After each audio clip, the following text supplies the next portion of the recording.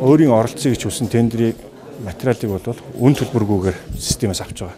За үн төлбөргүйгээр аваад тухайн тендерийн баримт бичигтээ бүрэн танилцаад за энэ тендер шалгаруулалтад бол бид нар оролцох боломжтой юм байна. Энэ ажлыг бид нар гүйцэтгэх чадвартай байна гэж үзэх юм бол тендер шалгаруулалтанд оролцохдоо 50,000 төгрөг төлөөд оролцож байгаа.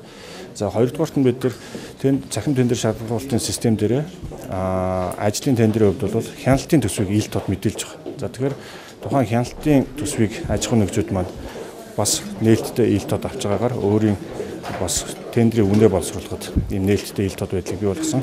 За 3 дугаар зүйл нь бол тендерт шалгарсан буюу ялсан оролцогчийн тендерийн материалыг бид нар олон нийтэд мэдээлж тавьж байгаа. Тэгэхээр энэ маань яг хөөр энэ олон нийтэд энэ тендер материалыг мэдээлэхдээ мэдээж байгууллагын нууцтай холбоотой мэдээллийг бол хасж байгаа. За бусад тендерийн материалуудыг бол олон нийтэд ил тод байдлаар мэдээлж байгаа. Тэгэхээр тендерт өрсөлдсөн оролцогчд маань тухайн шалгарагч яагаад шалгарсан гэдгийг бол өөрсдөө тухайн шалгарсан компани ирүүлсэн тендер материалыг хараад хяналт тавих боломжтой. Хоёрдугаарт нь бол бид яагаад шалгараагүй, юун дээр алдаа гаргаж вэ гэдгийг бас нягтлах, харьцуулж өөрсдөө хөгжих, судлах, суралцах ийм боломжтой байна.